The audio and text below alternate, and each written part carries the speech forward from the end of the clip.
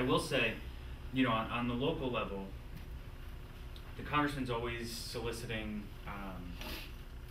funding requests from our local governments.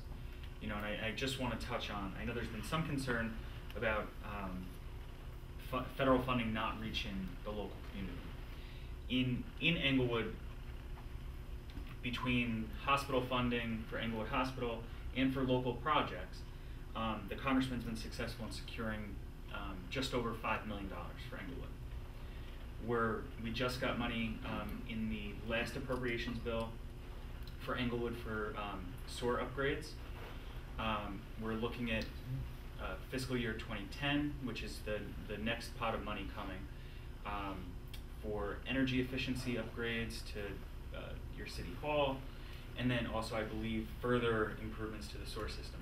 So we are working with our local partners, you know, the mayor and council and the administrator, trying to bring as much federal funding home as possible.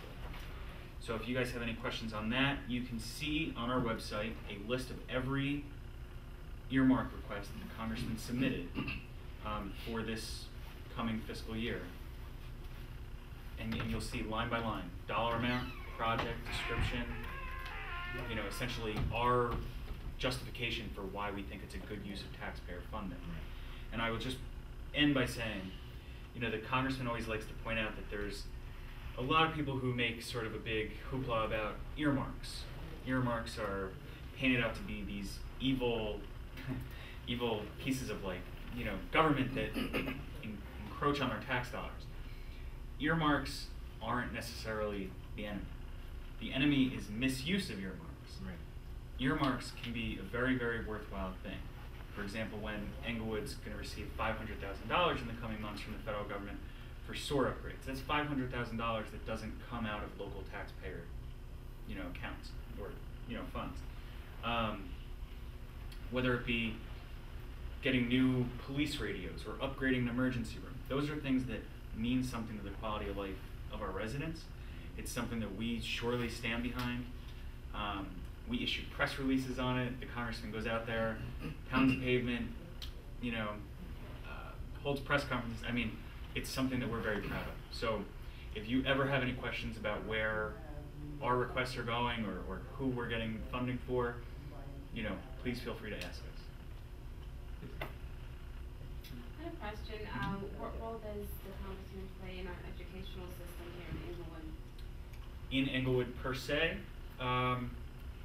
not a lot. You know, ultimately, you know, the education system on the local level is obviously under the Board of Education's rule. The voters elect your Board of Education. The mayor and council obviously have some sway over the budget, but ultimately, the federal government can issue, you know, curricula guidelines and testing requirements and provide some sort of funding. But you know, in terms of actual management, we have virtually no control. You mentioned in our last meeting that if we were not getting a response from Lori Huddle or Gordon Johnson, that we should contact you. Yeah. I've sent them emails. I've also spoken to their chief of operations. Mm-hmm. They're working on their calendars, but it's going on 3 weeks now. Okay. So is that something that you can help us with now in getting in touch or setting up a meeting like this one so that we can start working with them? And this was about the $2 million being rescinded. Right, this was about the integration fund funding cut. Mm-hmm. I would certainly say that we can try and touch base with their offices and ask them, you know, to make sure that they respond to you guys. You know, I'm sure that knowing those offices very well and knowing that they're very responsive to their constituents, I will say that I can assure you that it's probably legitimately a scheduling issue or whatnot. I'm sure that they'll try and get you an answer. I know that from what I read that it's now in litigation, the issue, so I'm not sure what they can do or what they can answer to on that topic. I'm not sure. But I will at least touch base with their office and just check in with them on it. I appreciate that. I know you said that you wanted to see pressure on them. Yeah.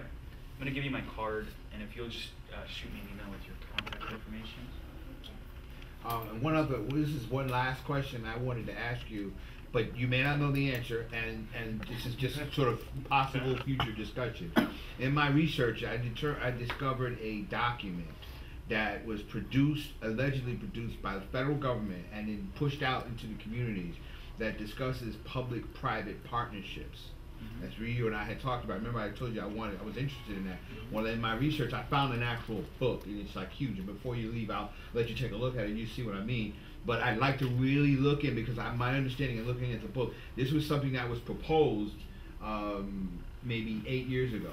Okay. And apparently never was actually used, but it was produced and it was put into the system, so that it is actually legitimately a part of the actual system, but it's not being implemented. It has not been implemented, and I'd like to determine if in fact it could be addressed, because that we fall into that public-private category because of the kinds of things that we do, and we want to make sure that we at least pursue it. Okay, so I just wanted to mention it, and like I said, before you leave, I'll show you the document, and I'd like, if you could look into it, that would really be big. Yeah, you were right when you said that I don't know, or I probably wouldn't know, but I'm more than happy to look into it at the very least, and try and see if it is a legitimate program, if it's out there, what the status is of. No problem.